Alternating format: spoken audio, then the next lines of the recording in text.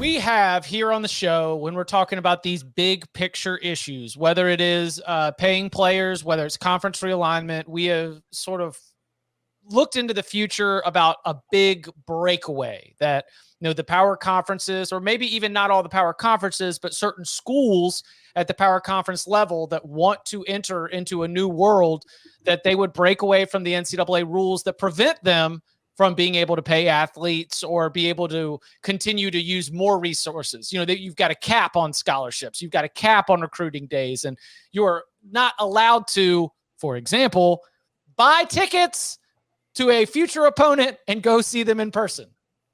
So there's an interesting proposal from the NCAA President Charlie Baker. There's a couple levels to this. Number one, if Division I schools choose to adopt these rules, they would be allowed to enter into the NIL business themselves, that schools can have NIL deals where the schools would be paying the athletes.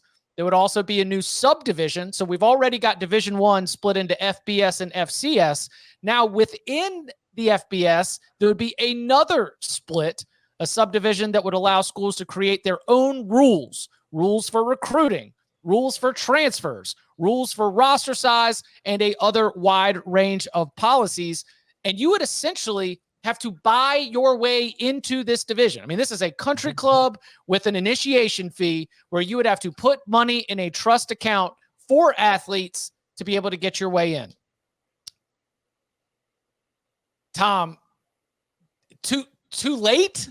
Decent idea, but too late? Or do you think that this is going to be something that keeps the NCAA a part of big time college football moving forward? I don't know. I'm terrified because this is the first time in a long time the NCAA has done something that I think is proactive instead of just reactive, even though ultimately it's reactive. I think with new leadership in charge, we're seeing a very different approach to things from the NCAA, whereas for the last, 15, 20 years, something would happen and then we'd all just stare at the NCAA and wait for it to do something. Now the NCAA is actually trying to figure it out and solve the problem. I don't know if this proposal fixes anything ultimately. I don't know if it keeps the Power Five from just breaking off on its own eventually, but I do think that there is a good portion of the Power Five conferences, which, let's be real, they would be the new, subdivision of the FBS. Like they already are the autonomous five. They do have some rule-making leeway of their own in the NCAA umbrella as it is. But I do think that if you are a Power Five league, there is some benefit to not completely breaking away on your own and having to legislate yourself and still kind of serving under the NCAA umbrella. So I do think there's a chance that this proposal, although I doubt it'll look exactly like what has been proposed here, does ultimately come to fruition because it does get a lot of lawsuits and Congress off your ass. Like this is basically what has been, people have been calling for a while now, and just the way the sport's going, for the schools to try to take control of the situation instead of reacting to every little situation where states are making up the NIL rules depending on each individual state, and schools get to play by different rules and so on and so forth. To have just one set of rules that they can determine for themselves, I think is a logical endpoint down the road. Now, how long that is from now, I have no idea. I think this is a reaction to the realization that Congress is not going to bail out the NCAA, and the courts. It has not gone well. Courts in California are coming. Like that. Yeah.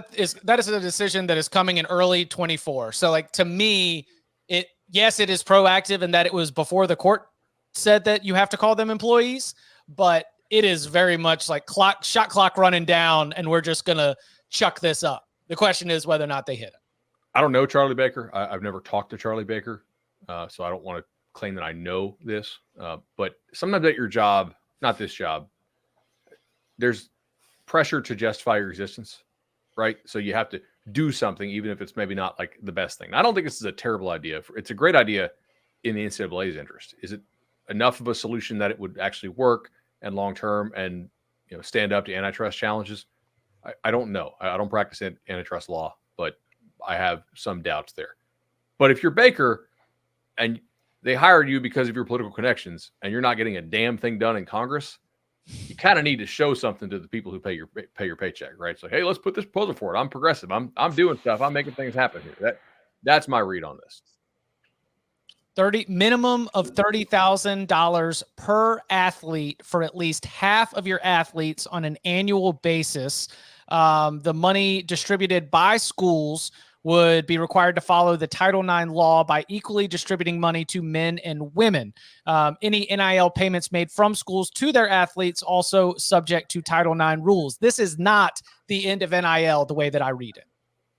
No, No. not at all. Right. No, That's in addition to, right? Mhm. Correct. That's from the school. If they want to have a poster or have, Jordan Travis do a promotional signing or something to try to get ticket sales, that he could get money for that. But you'd also have to give it to the soccer player that just won a national championship at Florida State to have her out there doing the same thing or earning the same money doing it. That's my read on it, right?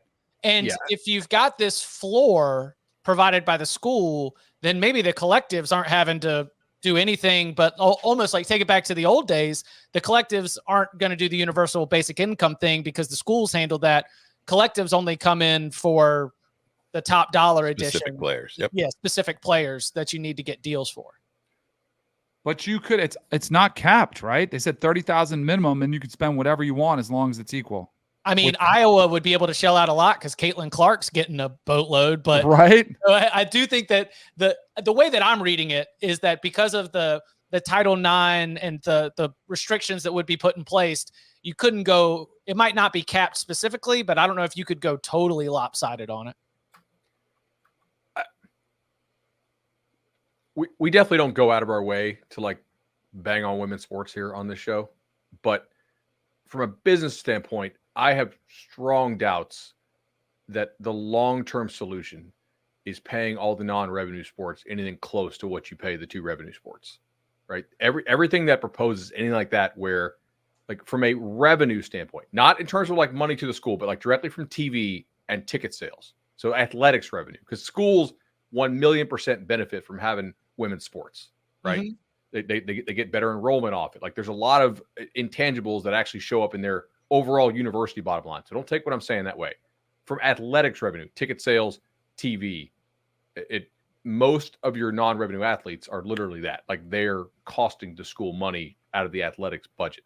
So I don't ever buy into any system that says, yeah, we're going to pay everybody like they're an employee. Eventually, these schools are just saying like, that's bad business, and we are running a business. So let's figure out a different way. Whether that's like we have private football teams that they license, the University of Georgia's name to use with them so that they're technically an in run. Maybe they're employees of the Big Ten or the SEC. Just anytime I see this, I'm like, all right, how can you untangle this from Title IX? You can't. All right, that's not a long-term solution to me. There is, and look, there is a lot. This is just a proposal in advance of a big meeting where they'll be able to talk about this. And he is very much allowing the schools to try to define it. I mean, he's saying, all right, we're going to do this line in the sand, and everybody who wants to throw in the money and buy their way in, then you can get there. And guess what? You get to write the rules of what it looks like up there. So, the way that I understand it, it is not hard and firm based on Baker's proposal that this is what the system would look like. Would the schools try to buy up all of the NIL rights to these players so that collectives don't have that power? Maybe. I don't think that makes sense based on the existing economics in college football in the transfer portal. Would all the schools that get in there be able to change the calendar? I mean, we are in the midst of the most hellish time for a college football staff, where you're recruiting high school, you're recruiting the transfer portal, you're trying to get yourself ready for the upcoming season, and all of it's happening at the same time.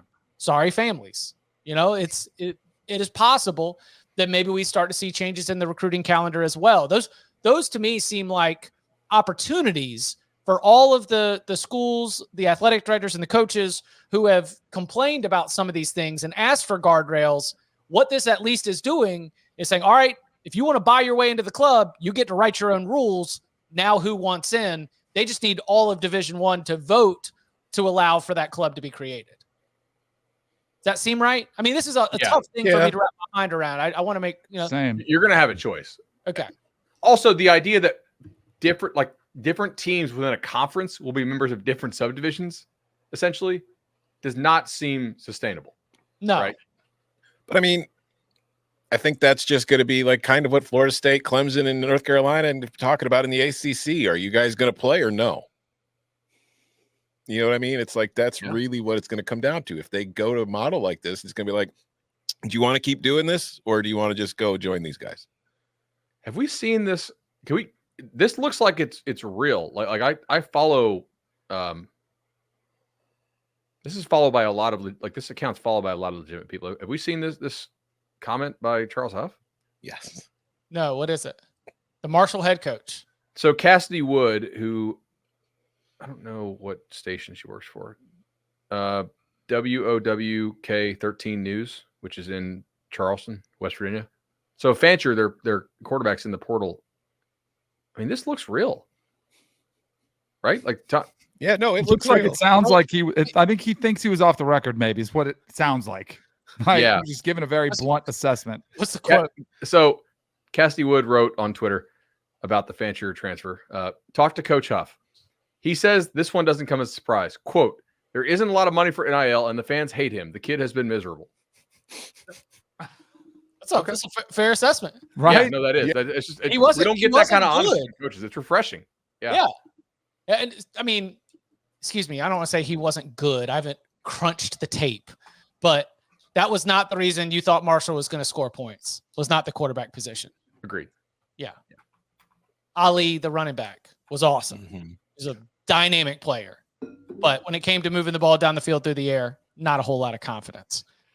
So what's next? What do we think? Just if you were to game it out, but how do you think that sort of the next reorganization goes? I think the schools are going to be presented with the choice, most likely, of like, hey, do you want to play at a certain level? And that's important for whoever organizes it to give the schools a choice and some predictability as to how much it's going to cost. That's probably the most important thing. I don't know how you square all this and have all the timelines operating to where whatever you propose has to be essentially court proof or likely like not completely blown up by the courts. And there's a lot of competing lawsuits right now. The House case, obviously, where a lot of athletes could get back NIL and some schools could owe like $10 million is really important. There's already pushback on the 30,000 minimum. Mm-hmm. Like, it's only half your athletes is only 7,500 or 7.5 million, 8 million, which is a drop in the bucket. Like, it's not enough, so like there's already pushback on the amount. So don't you think we're a ways off from anything, like a couple years? Yeah. Yeah. It's just like when I said, this is gonna be a long time before any of this becomes a legit thing. I believe. I was shocked that the NCAA, when it came out, it's the first time the NCAA ever did anything to me that felt significantly different. You know what I mean? Compared to their normal, just whatever stuff. It was kind of like wow, okay, this is not just, it's not a problem. Please, Congress, fix it for us. They actually used a whiteboard and erased everything and like started writing new ideas instead of a chalkboard, the same one that had been in the library since 1978 or whatever. Yeah. It's like, Bud, you're saying that, Baker's doing the stuff that he has to justify having the job. I feel like the last guy didn't do that very often. He was just like, I don't know, we'll see what happens. Yeah, it's almost like they're calling on Baker to lead a little bit, whereas Emmert, they just called upon him to just never take give the bullets. athletes anything. Yeah. Meat shield. Yeah. So like Tom said, we are a ways away from this, but in the, if we are about to have a new conference alignment for 2024 that is going to be wild. And we, as I've said, we're going to be right there with you. It's going to be an exciting and different looking college football season next year. And college football and college athletics as a whole is changing too, not for next year, but at least a couple years off if this proposal moves forward. We'll keep you up to date with more as we continue to learn about it.